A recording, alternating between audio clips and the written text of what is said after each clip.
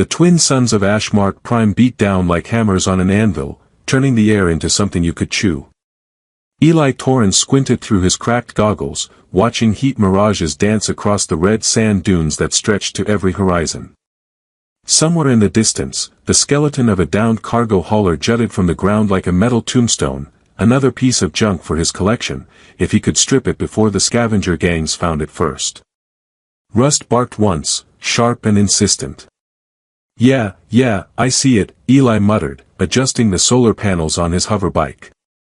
The ancient machine coughed and sputtered, held together by wire, profanity, and what Eli liked to call optimistic engineering.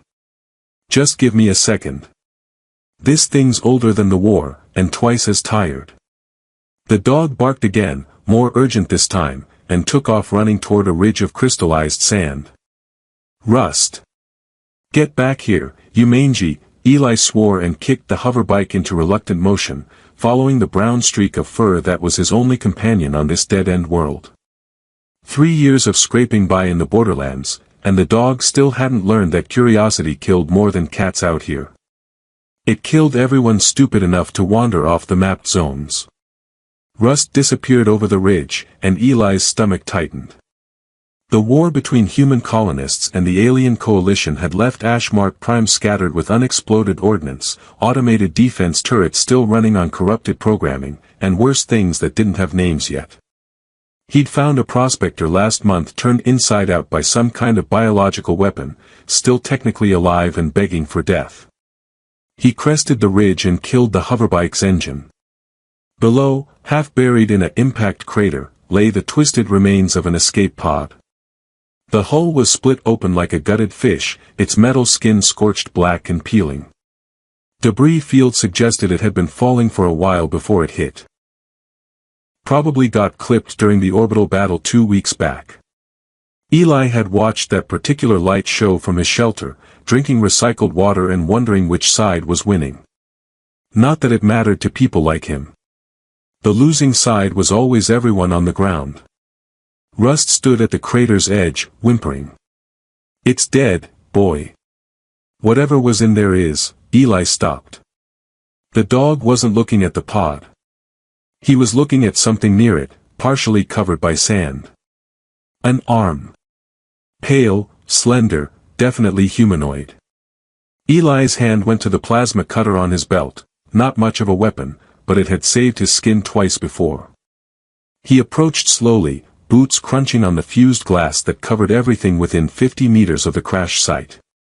Rust had already bounded down, and now stood beside the figure, licking at an outstretched hand. Rust, back, Eli commanded, but the dog ignored him completely, which was pretty much standard operating procedure. The woman, he could see now it was a woman, lay on her side, mostly buried from the waist down.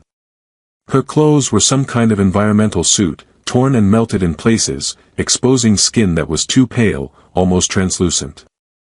Burns covered her arms and neck, but they looked wrong. Instead of charred flesh, the wounds had a crystalline quality, like someone had pressed diamonds into her skin and forgotten to take them out. Okay, this is officially above my pay grade, Eli said to nobody in particular. He knelt beside her, checking for a pulse at her throat. Her skin was cool but not cold, and after a moment he felt it, a heartbeat, faint and irregular, like a drum played by someone who'd forgotten the rhythm. That's when he saw her ears. They were long, elegantly pointed, sweeping back from her skull like something out of the old fantasy holos his daughter used to watch. The memory hit him like a punch, and he shoved it away. No time for that. No time for thinking about Sophie and her collection of elf stories and her laugh that sounded like wind chimes. The woman's eyes fluttered open, just for a second. They glowed, actually glowed, like someone had trapped starlight behind her irises. She tried to speak, her lips forming words in a language that sounded like music played backward, and then her hand closed weakly around Rust's paw. The dog's tail wagged once. She smiled, barely, and the light in her eyes dimmed as consciousness slipped away again. Well, damn, Eli said. He looked at Rust. You know she's probably military, right? Probably with the coalition. Probably has a bounty on her head big enough to get us both off this rock and into somewhere with actual atmosphere. Rust licked the woman's hand again and looked at Eli with those stupid, trusting brown eyes. Yeah, that's what I thought you'd say. Eli started digging her out of the sand, his hands working automatically while his brain screamed that this was a mistake. Harbor an enemy combatant, and the colonial forces would space him without trial. Leave her here, and she'd be dead by nightfall when the temperature dropped below freezing. He thought about Sophie again, about the last thing she'd said to him before the bombing that took her and her mother. Dad, you always help people. That's what makes you you. Your faith was seriously misplaced, kiddo, he muttered, but he kept digging. It took 20 minutes to free her and another 10 to rig a carrier on the hoverbike. She was light, almost unnaturally so, and when he lifted her he could see faint patterns of bioluminescence beneath her skin, like circuitry made of light. Whatever she wasn't entirely human. But she was close enough that it made his chest ache. Rust supervised the entire operation, occasionally barking encouragement or criticism. Eli could never tell which. You know, when I adopted you from that transport crash, I thought I was getting a guard dog, Eli said, securing the last strap.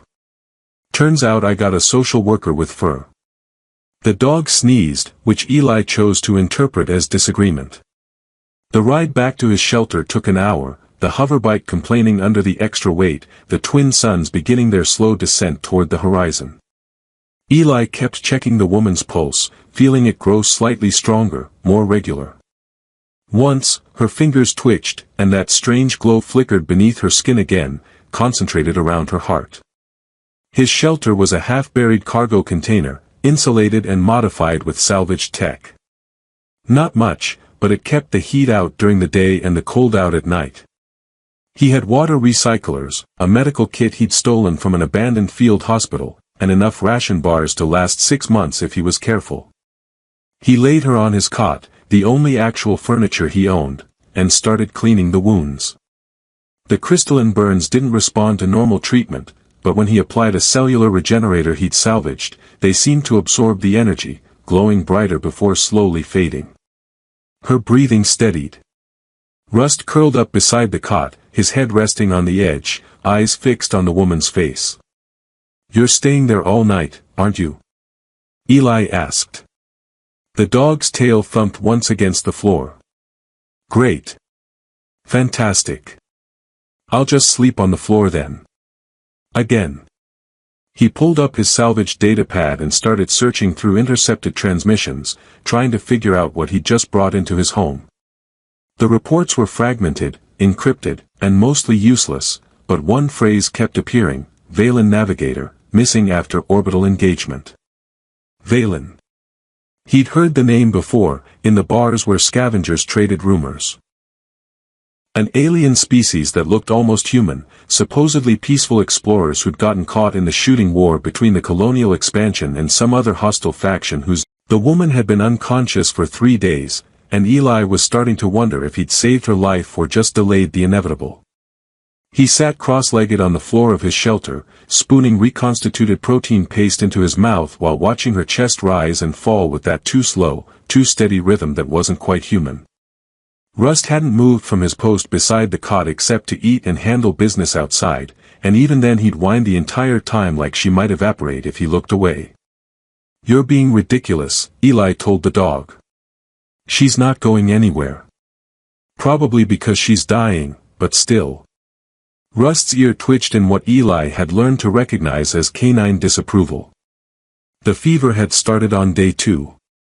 Her skin went from pale to almost translucent, and that weird bioluminescence he'd noticed earlier began pulsing beneath her flesh in patterns that looked almost like text, organic circuitry trying to reboot itself, maybe, or some kind of alien immune response. He'd done what he could with his limited supplies, keeping her hydrated through an 4 he'd rigged for medical salvage, applying the cellular regenerator every few hours until its battery died completely. Now he was out of options and nearly out of hope. His datapad chirped, breaking the silence. Eli glanced at the screen, another intercepted transmission from the colonial military channel. He'd been monitoring them obsessively, trying to piece together information about the Valen. Most of it was tactical chatter, coordinates and casualty reports, but occasionally something useful slipped through. This one made him sit up straighter. Confirming genetic analysis of recovered Valen remains. Shared DNA markers with human baseline, divergence approximately 40,000 years ago. Empathic capabilities confirmed through autopsy of neural tissue. Recommend capture of live specimens for study. Commander Vosh wants them intact, repeat, intact for. The transmission dissolved into static. Eli felt something cold settle in his stomach. Live specimens. They were hunting survivors, and not to offer them tea and sympathy. He looked at the woman again.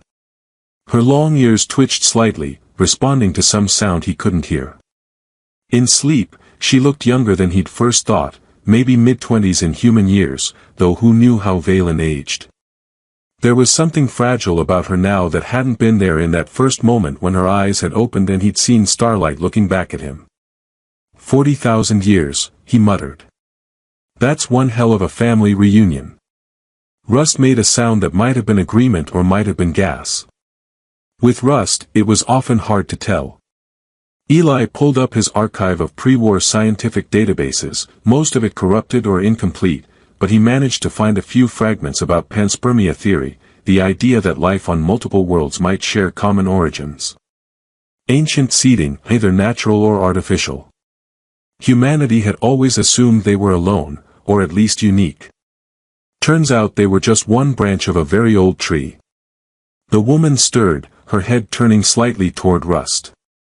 She mumbled something in that musical language, and this time Eli caught a word that sounded almost human, Keth. She repeated it, her hand reaching out until it found Rust's fur. The dog made that weird singing sound again, the one that shouldn't be possible for a creature with his vocal anatomy. And the woman relaxed, her breathing deepening. Keth, Eli said experimentally. That your name for him? No response. She'd slipped back under, but her bioluminescence had brightened slightly, less distressed than before. Eli spent the next hour trying to teach himself basic Valen phonetics from the fragments of intercepted communications. The language was tonal, melodic, and completely beyond his ability to reproduce accurately. Every time he tried to repeat a phrase, it came out sounding like he was strangling a synthesizer. Rust looked at him with what could only be described as pity. Oh, shut up. You try learning an alien language from corrupted audio files while eating expired ration bars in a metal box. The dog yawned. On day 4, things changed. Eli woke to find the woman's eyes open, staring at the ceiling of the shelter. That same starlight glow, but steadier now, more focused. She turned her head slowly, taking in her surroundings, and when her gaze landed on Rust, something like relief washed across her features. Keth, she whispered, and the dog's tail went into overdrive. Then she saw Eli, and her entire body tensed. Her hand moved, faster than he expected, toward something on her belt that was no longer there. He'd removed her equipment days ago, standard procedure when dealing with unknown wounded. Easy, Eli said, raising his hands. You're safe. You crashed. I pulled you out. She stared at him, processing, and he could see her mind working behind those luminous eyes. Calculating threat levels, escape routes, probably wondering if she was a prisoner or a patient. Her gaze dropped to the 4 in her arm, then to Rust, then back to Eli. She spoke, and even though he couldn't understand the words, the tone was clear, a question. Do you speak standard? Eli tried. Colonial Common. Old Earth English. A flicker of recognition at the last one. She opened her mouth, closed it, tried again. When the words came out, they were heavily accented but understandable. Why, help me? Good question. I've been asking myself that for 4 days. Eli gestured at Rust. Blame the dog. He found you first, wouldn't leave you alone. I'm just the idiot who listens to him. She looked at Rust again, really looked at him, and her expression softened into something Eli couldn't quite name. Wonder, maybe, or recognition. She reached out with a trembling hand and touched the dog's head, and that's when things got weird. Light flared between her palm and Rust's fur, actual visible light, golden and warm like sunshine through honey. The dog's eyes half closed in what looked like bliss, and the woman gasped. Eli could have sworn he felt something too, a warmth in his chest that had nothing to do with the shelter's temperature. "What the hell was that?" he asked. She pulled her hand back, breathing hard, and spoke in halting English. "Solfred. He called to me. When I was dying. Across the sand." She looked at Eli. "You both called. I heard. Lady, I don't know what kind of space magic you're talking about, but we definitely didn't call anyone. We just found you by accident." "No accident." She struggled to sit up, and Eli moved to help her despite his better judgment. Up close, he could see the crystalline wounds were healing, slowly knitting themselves back together with that same golden light. The Keth, the dog, his spirit reached mine. Pulled me back from the ending place. And you chose kindness. That is a calling too. The ending place. You mean dying. You can just say dying. Eli helped her settle against the wall, then backed away to a safe distance. And I didn't choose anything. I just didn't let you die in the sand. That's not exactly heroic. A ghost of a smile touched her lips. On my world, we believe all bonds are chosen, even when they feel like accidents. Your soul recognized mine. His soul, she stroked Rust's head again, recognized mine most clearly. We are threaded now. Threaded. Right. That's definitely something I want to be. But even as he said it, Eli felt that warmth again, pulsing in his chest in time with his heartbeat. She closed her eyes, exhausted by even that small conversation. My name is Saris. I was, navigator. Research vessel. We were not fighting. Just watching. Then the weapons came, and, her voice cracked. Everyone gone. Just me. Eli felt something twist in his gut. He knew that tone. He'd used it himself when talking about Sophie. I'm Eli. The dog's Rust, apparently also known as Keth for reasons I don't understand. And for what it's worth, I'm sorry about your crew. Saris opened her eyes again, and now there were tears catching the light. You lost someone too. I can feel it. The grief sits heavy in you. Yeah, well, that's none of your business. The words came out harsher than he intended. You should rest. We can talk about what happens next when you're stronger. What happens next, she repeated slowly, is they will hunt me. Your people. They want us for study, for weapons, she stopped, shuddering. I cannot be captured. Promise me. If they come, you will end it quickly. Eli stared at her. Nobody's ending anything. We're going to figure out how to get you home, back to your people. There has to be a way. My people are scattered. Running. Maybe all dead now. But there was hope in her voice when she added, unless, there is a neutral zone. Coordinates where rescue ships gather. But it is far. Many days across the wasteland. And I am weak. Then we wait until you're strong. Eli stood, brushed. Sarah spent the next week learning to walk again. Not because her legs didn't work, they did, mostly, but because gravity on Ashmark Prime was 0.87 standard, and apparently her research vessel had kept things closer to 0.95. The difference didn't sound like much until you watched someone stumble over their own feet every third step like a newborn giraffe. You're overthinking it, Eli said, watching her wobble across the shelter for the dozenth time. Just walk. One foot, then the other.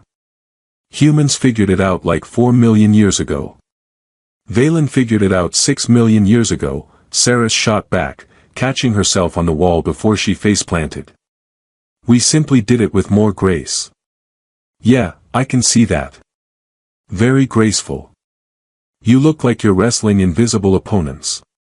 Rust barked encouragement from his spot near the cot, which helped exactly not at all. By day 9, Saris could make it outside without holding onto things, though she still moved like someone expecting the ground to betray her at any moment. Eli had started taking her out during the cooler evening hours, letting her acclimate while he worked on reinforcing the hoverbike's suspension. If they were going to make it to the neutral zone, they'd need the bike to handle 2 passengers, a dog, and enough supplies to cross 500 clicks of hostile nothing. Your sons are angry, Saris said one evening, watching the twin stars sink toward the horizon in shades of orange and violet red. They burn too hot, too close together. It makes the whole world feel like a fever. Yeah, well, nobody colonized this rock for the pleasant climate. They came for the rare earth deposits and the strategic location. Then the war started and everyone remembered why humans usually avoid death worlds. Eli tightened a bolt on the bike's anti-grav housing.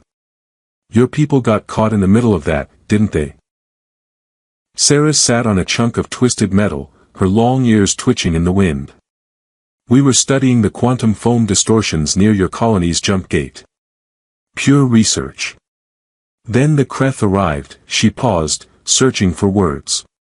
You call them the swarm, I think. They do not negotiate, do not communicate. They saw your gate as a threat to their territory and attacked. We tried to warn your people, but humans shoot first and check their messages later. Yeah, that tracks. Eli sat back, wiping grease from his hands. So you got squeezed between 2 sides of a war you weren't even part of. The story of exploration, Saris said quietly. You seek understanding, and violence finds you anyway. They sat in silence for a while, watching the light drain from the sky. Rust had wandered off to investigate something that smelled interesting, which on Ashmart Prime could mean anything from a dead lizard to unexploded ordnance. So this soul thread thing, Eli said eventually, because the quiet was getting uncomfortable. How does it actually work? Is it like telepathy? Can you read my mind right now?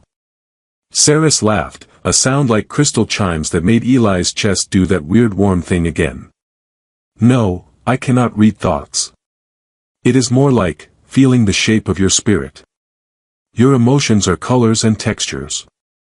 Right now you are blue-gray curiosity with edges of orange anxiety. Orange anxiety. That's just my natural state. Eli studied her in the fading light. The crystalline wounds had healed completely, leaving faint silver scars that caught the last rays of sun. Her bioluminescence was stronger now, pulsing steadily beneath her skin like a second heartbeat. And Rust? What's he feeling? Rust is, Saris closed her eyes, and her luminescence brightened. Green contentment and gold loyalty. So much loyalty it almost hurts. His soul is simple and pure. He loves completely, without doubt or question. It is beautiful. Yeah, well, he's a dog. That's kind of their whole deal. But Eli felt something catch in his throat. He'd never thought about Rust that way, as a being with a soul, with feelings complex enough to form bonds across species and space. He'd just been good company in a lonely place. Saris opened her eyes and looked at him with an intensity that made him want to fidget. You underestimate how rare that is. Pure loyalty. Pure love. Most beings, human, Valen, all the speaking races, we complicate everything with fear and pride and past wounds. But Rust found me dying and decided immediately that I was worth saving. No calculation, no hesitation. That is why the thread formed so strongly with him first. And me? The question came out before Eli could stop it. You are more complicated. Your thread came slower, tangled with grief and guilt. But it came. She reached out, not quite touching him, her hand hovering near his chest where the warmth pulsed. You chose kindness despite believing you had none left to give. That is powerful magic, Eli Torrens. It's not magic, it's just being a decent person. Which apparently makes me special on this garbage planet. He stood abruptly, uncomfortable with how exposed he felt. We should head back. Temperatures dropping. They walked back to the shelter in silence, Rust eventually bounding up to join them with something unidentifiable in his mouth. Inside, Eli heated ration packs while Saris examined his collection of salvaged tech with the careful attention of someone who actually understood what half of it did. This quantum battery is military grade, she said, holding up a power cell he'd pulled from a crashed drone. If I could interface with your hoverbike systems, I could boost its range by 40%. You know how to do that? I was a navigator. I interfaced with our ship's consciousness every day. She set the battery down carefully. Your technology is more primitive, but the principles are similar. Energy wants to flow efficiently. You just have to ask it nicely. Eli snorted. Right. I'll try asking nicely next time my bike stalls in the middle of nowhere. Over the following days, Saris proved she could actually do what she claimed. She spent hours with the hoverbike, her hands glowing softly as she made adjustments that seemed more like meditation than engineering. Eli watched, fascinated despite himself, as she coaxed systems to work together that should have been incompatible. You're talking to it, he said one afternoon. I can hear you humming. All things have a song, Saris replied, not looking up from the bike's power core. The song changes when they are working correctly versus when they are in distress. I am simply listening and responding. That's the most hippie thing I've ever heard, and I once met a guy who thought he could photosynthesize if he tried hard enough. Did it work? He got a really bad sunburn and had to be hospitalized. Saris laughed, and Eli realized he'd been trying to make her do that more often. Her laugh was infectious, warm, completely at odds with the cold metal walls of his shelter. That night, Eli finally worked up the nerve to ask the question that had been bothering him. The soul thread. Can it be broken? Saris looked up from the meal she was eating, actual food now, not just for nutrients. Eli had traded some salvage to a passing merchant for fresh protein and vegetables, claiming he needed the nutrition for a long journey. The merchant had given him a knowing look but hadn't asked questions.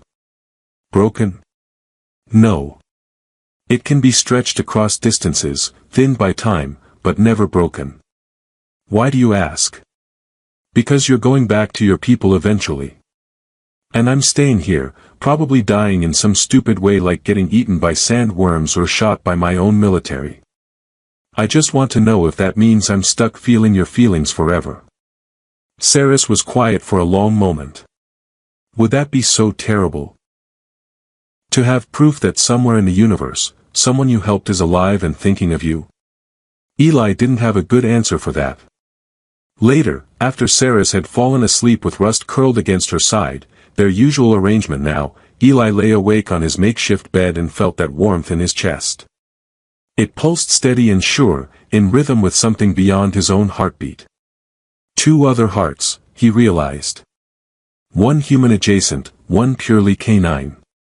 Both somehow tangled up with his own. This is ridiculous, he whispered to the darkness. The warmth pulsed again, feeling almost like disagreement. By the end of the second week, Saris could not only walk but run, albeit clumsily. The hoverbike purred like new, powered by the quantum battery she'd integrated with what seemed like actual magic. Eli had plotted 3 possible routes to the neutral zone, each with different risks: military patrols, swarm territory, or the dead zones where automated weapons still fired at anything that moved. We leave in 2 days, he announced over breakfast. That gives us time to pack supplies and for you to practice not falling off the bike. Saris nodded, her expression serious. And if we encounter your military? We run. Fast. And we hope they're not in the mood to chase. And if we encounter the swarm? We run faster and pray to whatever gods you people have. We believe in the great thread that connects all living things. Great. I'll pray to that then. Can't hurt. Rust barked, which both of them had learned meant either agreement, disagreement, or he wanted food. Context was everything. That night, Eli sat outside watching the three moons rise over the wasteland, each one a different size and color, Ashmark Prime's one genuinely beautiful feature. Saris joined him, moving quietly for someone whose ears could probably hear a whisper from a kilometer away. "Nervous?" she asked. "Terrified. But that's pretty standard." He glanced at her. "You. The same. But less alone than I was." She smiled. "Thank you, Eli. For not leaving me in the sand. For not turning me over to your people. For making terrible jokes when I am frightened. It's a gift. Some people juggle, I make inappropriate comments during crisis situations." Saris reached over and took his hand, her skin cool and slightly luminescent. The soul thread. They left at dawn when the twin suns were still low enough to be merciful. Eli had packed the hover bike with military precision, water recyclers strapped to one side, medical supplies to the other, enough protein bars to survive 2 weeks if they rationed carefully. Saris sat behind him, her arms wrapped around his waist in a way that made the soul thread pulse with shared anxiety and determination. Rust ran alongside, tongue lolling, completely unbothered by the fact they were about to cross 500 kilometers of active war zone. "You sure he can keep up?" Saris asked, raising her voice over the bike's hum. "He once chased a cargo transport for 3 hours because he thought the driver had stolen his favorite rock. He'll be fine." The first day passed without incident, which made Eli more nervous than if they'd been shot at immediately. The wasteland stretched endlessly in every direction, broken only by the occasional wreckage of something that used to fly or drive or walk. They passed a downed gunship half buried in red sand, its hull decorated with blast patterns that looked almost artistic. Further on, a line of military transport vehicles sat abandoned in perfect formation, like someone had just told the drivers to stop and walk away. "Your people left a lot of garbage," Saris observed during their first rest stop. "Yeah, well, retreating armies don't usually tidy up first." Eli checked the bike's power cells while Rust investigated a suspicious bush. The colony authority pulled most forces back to the core territories 6 months ago. Everything out here is just leftovers and automated systems running on corrupted code. And scavengers like you. Scavengers, raiders, fanatics who think the war is some kind of holy crusade. The usual post-collapse crowd. He offered her a protein bar, which she examined like it might be alive. "It's synthetic. Tastes like cardboard, but it won't kill you." Saris took a cautious bite and immediately made a face. "This is horrifying. How do your people survive eating this? We mostly complain about it. Very loudly. For years." Eli grinned. "Welcome to human cuisine." They made camp that night in the shelter of a crashed orbital platform, its twisted metal providing cover from both the wind and any passing patrols. Eli rigged a thermal blanket as a tent while Saris coaxed a small cooking unit into working despite its cracked casing. She hummed to it, that strange melodic sound, and the unit warmed perfectly. "Show off," Eli muttered. "Jealous that I have a better relationship with your technology than you do?" "Little bit, yeah." Rust settled between them, creating a furry barrier that somehow made the enormous emptiness of the wasteland feel less oppressive. Above, stars wheeled in unfamiliar patterns. Ashmark Prime sky looked nothing like Earth's, according to the old databases. Eli had never seen Earth, had been born on a colony ship 3 generations removed from the homeworld. Sometimes he wondered if anyone actually remembered what Earth looked like, or if it had become more legend than place. "What's your world like?" he asked Saris. She was quiet for a moment, staring up at the stars. "Valinmar has 7 moons and oceans that sing. The tides create harmonics in the coastal caves that can be heard for hundreds of kilometers. Our cities are grown, not built, living crystal that responds to emotion and need. When you are happy, the walls glow warmer. When you grieve, they dim to give you privacy. That sounds either amazing or incredibly invasive depending on your mood. Both, Saris admitted. There is no hiding on Valenmar. Everyone can feel everyone else through the Great Thread.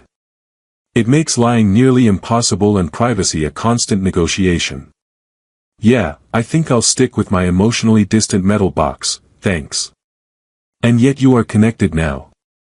To me, to Rust. You feel our emotions whether you want to or not.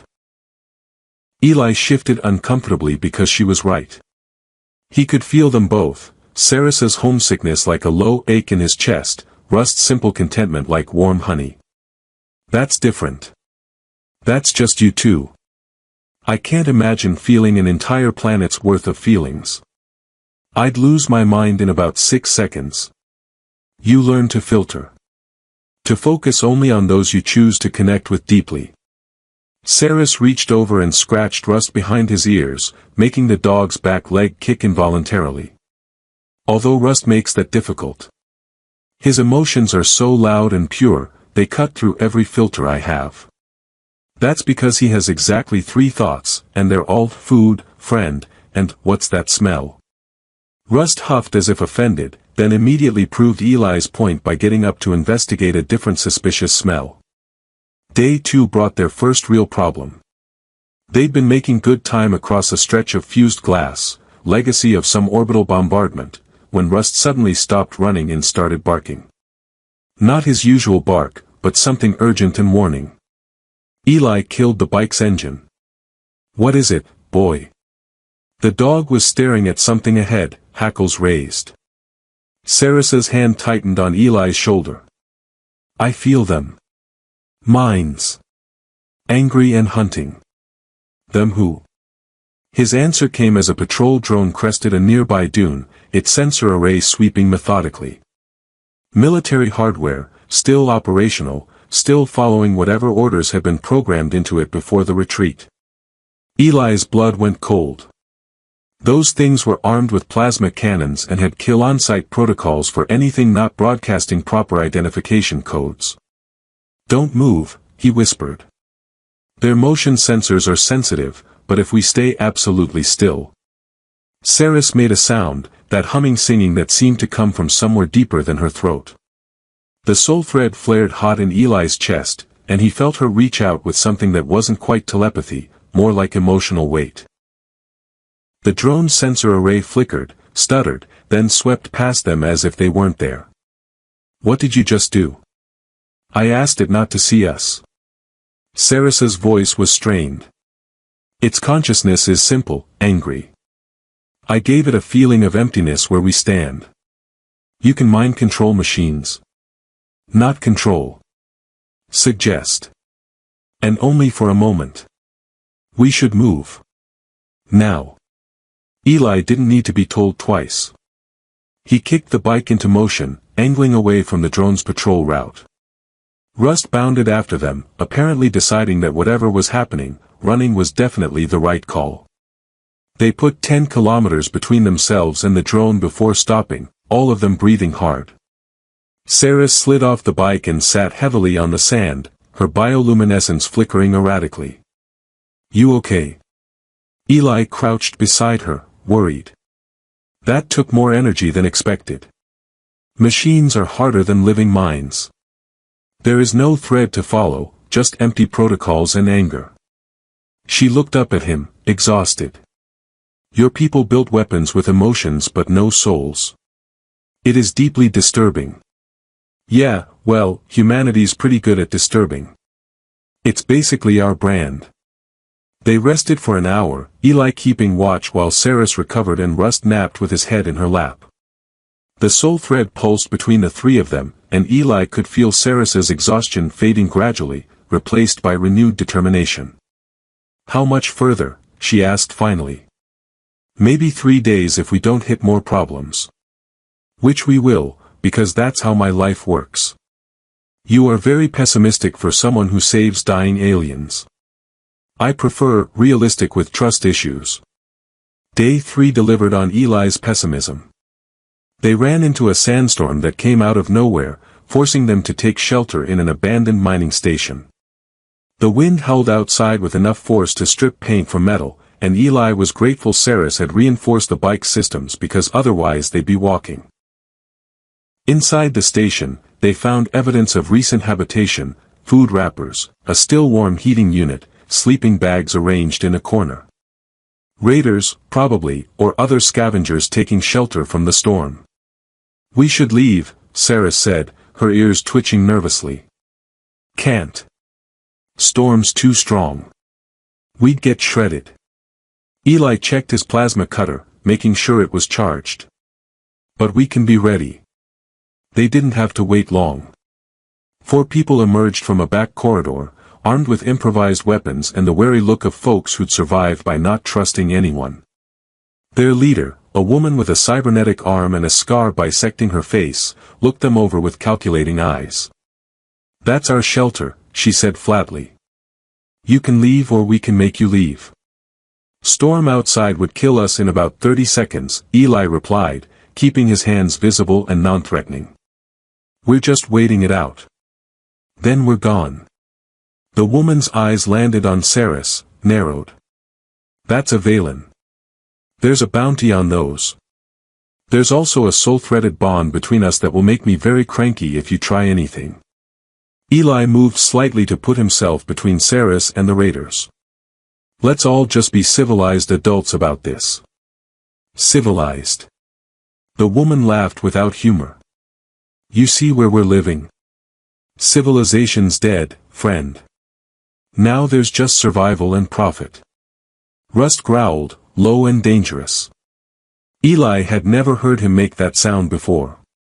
"Your dog doesn't like us," one of the other raiders noted. "He's an excellent judge of character," Eli said. The tension stretched like a wire about to snap. Eli calculated angles, wondered if he could get to his plasma cutter before they opened fire, knew the answer was probably not. Beside him, he felt Saris gathering herself, that humming building in her chest. Then the woman with the cybernetic arm did something unexpected. She laughed again, this time with genuine amusement. "You've got guts, I'll give you that. Most people fold the second we show weapons." She lowered her gun. "Keep your Valen. We're not bounty hunters. Just trying to make it to the next day like everyone else." The storm raged for 6 hours. They shared the shelter in careful neutrality, neither side trusting the other but maintaining a fragile peace. The raiders told stories about supply. The neutral zone revealed itself on the 7th day as a valley ringed by defunct defensive towers, their weapon systems long since cannibalized by scavengers. Eli guided the hoverbike down the slope carefully, aware that one wrong move could trigger whatever automated defenses might still be operational. Rust had gone quiet, sensing the tension, his usual boundless energy replaced by alert wariness. There, Saris pointed to the valley floor where 3 other figures waited beside a makeshift landing pad marked with symbols that glowed faintly in the afternoon light. "Valen beacon stones. My people have been here." Eli's chest tightened with something he refused to name. Relief, maybe. Or loss. Possibly both tangled together in a way that made breathing complicated. They dismounted near the beacon stones, and almost immediately the sky above them shimmered. A ship materialized from what Eli's brain insisted was empty air, active camouflage so sophisticated it bent light around itself like water. The vessel was organic in appearance, all flowing curves and surfaces that seemed to pulse with bioluminescence. It looked grown rather than built, exactly as Saris had described Valen architecture. A hatch opened soundlessly, and 3 figures descended on a platform that floated without any visible means of propulsion. They were unmistakably Valen, those same long, elegant ears, that same internal glow visible through translucent skin. They saw Saris and their faces transformed with joy and relief so profound that Eli felt it echo through the soul thread like a bell.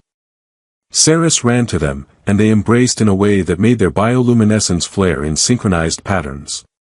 They spoke rapidly in their musical language, hands moving in gestures that seemed as much part of communication as the words themselves. Eli stayed back with Rust, suddenly feeling very human and very out of place. Then one of the Valen. An older male with silver threading through his hair and scars that looked like starbursts across his arms, approached Eli. His eyes were the same glowing amber as Ceres's, but ancient, carrying weight that spoke of centuries rather than decades. "You are the one who saved her," he said in perfect, unaccented standard. "Ceres has shared the thread memory. We saw what you did. I just didn't let her die." Pretty low bar for heroism. On the contrary. The Valen placed his hand over his chest in what seemed like a formal gesture. "I am Keeper Valen. Navigator Ceres was my student before this war scattered us. You gave me back someone precious. That is no small thing." Rust, apparently deciding the Valen smelled acceptable, padded over and sat at Valen's feet, tail wagging hopefully. The keeper looked down at the dog with something like wonder. "And this is the Keth whose soul called across the wasteland. Remarkable." Valen knelt, bringing himself eye level with Rust.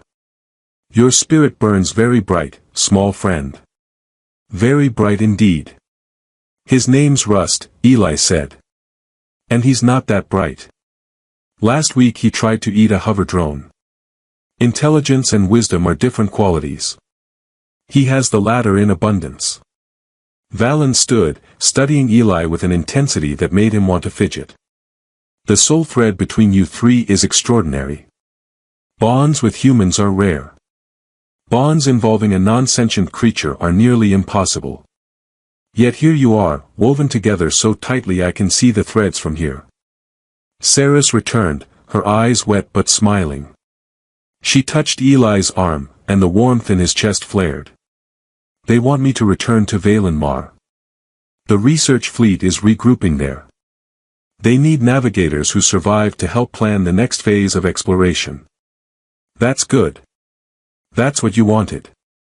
Eli forced the words out past something lodged in his throat. "They also offered you sanctuary. Both of you." She looked down at Rust. "Valenmar welcomes those who are soul-threaded to our people. You would be honored guests." Eli imagined it for a moment, a world of singing oceans and living crystal, surrounded by beings who could feel his every emotion. No privacy, no hiding, no pretending he was fine when he wasn't. It sounded simultaneously beautiful and absolutely terrifying. "I can't," he said quietly. "Sophie's buried here. My daughter. I told myself I'd stay until I figured out how to say goodbye properly, and I haven't managed it yet." He attempted a smile that felt crooked. "Plus someone needs to keep scavenging all the garbage humanity left behind. May as well be me." Ceres's face fell, but she nodded understanding. "The thread means we are never truly apart. I will know if you need me. If you call, I will hear across any distance. Yeah, well, try not to get shot at by any more angry space fleets. I make no promises." Keeper Valen watched this exchange with those ancient eyes, then made a decision. "Come with me, human. Both of you." He led them onto the ship, which felt less like boarding a vehicle and more like stepping into a living thing. The walls glowed softly, responding to their presence. The air smelled like ozone and something floral that Eli couldn't identify. Other Valen moved through corridors that seemed to rearrange themselves based on need rather than fixed architecture. Valen brought them to a chamber filled with equipment Eli didn't recognize. In the center stood something that looked like a crystalline tree, its branches hung with what might have been fruit or might have been technology. The keeper reached up and plucked one of the objects, a small sphere that pulsed with inner light. "This is a thread stone," Valen explained. "It maintains connection across vast distances, allows the soul-threaded to share emotions and, in rare cases, communication." He pressed it into Eli's palm. It was warm, pulsing in rhythm with his heartbeat. "Ceres will carry its twin. You will always know she is alive and thinking of you." Eli's voice cracked. "That's a hell of a gift. It is merely acknowledgement of what already exists." Valen turned to Rust, who had been sniffing everything with great interest. "And for you, faithful Keth, I offer something different. The keeper knelt again, placed both hands on Rust's head. His bioluminescence flared bright enough to cast shadows, and Eli felt the soul thread pulse with power that made his teeth ache. Rust's eyes began to glow, just faintly, the same amber as Ceres's. "What did you just do?" Eli asked, alarmed. "Extended his life thread. Dogs live such brief, burning lives. Now he will have decades instead of years, an awareness that matches his wisdom." Valen stood, looking satisfied. "It is our gift to the one who saved our navigator when we could not." Rust shook himself, looked around with what seemed like new understanding, then promptly went back to sniffing the strange equipment. Some things, apparently, transcended enhanced consciousness. They returned to the valley floor where Ceres's people waited. She stood between her rescued family and the two beings she'd been soul-threaded to, clearly torn. The bioluminescent patterns playing across her skin reflected turmoil. "Go," Eli said before she could speak. "Your people need you. The galaxy needs you out there exploring and being all peaceful and enlightened. We'll be fine. You will not be fine. You will eat terrible food and make jokes about trauma and not deal with your grief properly." But Ceres was smiling through tears. "That is who you are. Wow, we've known each other 2 weeks and you've already got me completely figured out." She stepped close, took both his hands. The thread between them blazed visible, golden light connecting their chests. "Promise me something. Promise you will try to heal.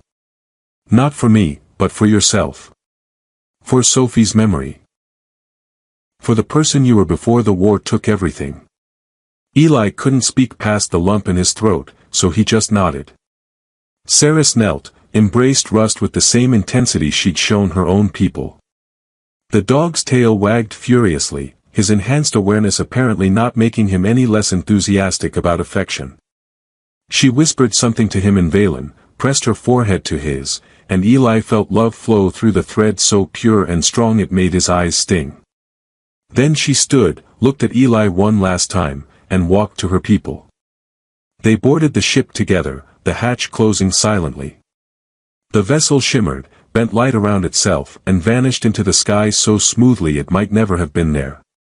Eli stood in the empty valley with his dog and the threadstone pulsing warmth against his palm. Rust leaned against his leg, and through their bond Eli felt something that might have been grief but also might have been peace. The dog understood loss, understood that sometimes beings you loved had to leave, but the love remained. "She called you wise," Eli said, looking down at Rust. "I called you a disaster with fur. Guess we're both right." Rust made a sound suspiciously like agreement. They walked back to the hoverbike. Eli tucked the threadstone carefully into his pocket where he could feel it pulse against his chest, synchronizing with his heartbeat and, impossibly, with 2 others somewhere beyond the sky. He checked the bike systems, plotted a route back to his shelter, then paused. "You know what? Screw the shelter. Let's go somewhere new. Somewhere I haven't been cataloging my failures for 3 years." He looked at Rust. "What do you think? Want to see what's on the other side of the continent?" The dog barked, jumped onto the bike without hesitation, and looked at Eli with those faintly glowing eyes that carried new depths. "Right. Adventure it is. Because apparently I can't just do the sensible thing and hide in my metal box." As they rode out of the valley, Eli felt the threadstone pulse in his pocket. Through it came a wave of emotion that was unmistakably Ceres, hope and gratitude and affection, mixed with determination and the bittersweet joy of returning home. He sent back what he could, thanks and goodbye and a promise to keep trying. The twin suns blazed overhead, still angry, still too hot. The wasteland stretched endlessly ahead, still full of dangers and bad decisions. But for the first time since Sophie died, Eli felt something other than the weight of loss. He felt connected. To a dog with enhanced wisdom who still thought chasing things was the height of existence. To an alien woman rebuilding her life light years away. To possibility he'd thought was dead. "Your kindness binds us now, forever," Ceres had said that first day, barely conscious,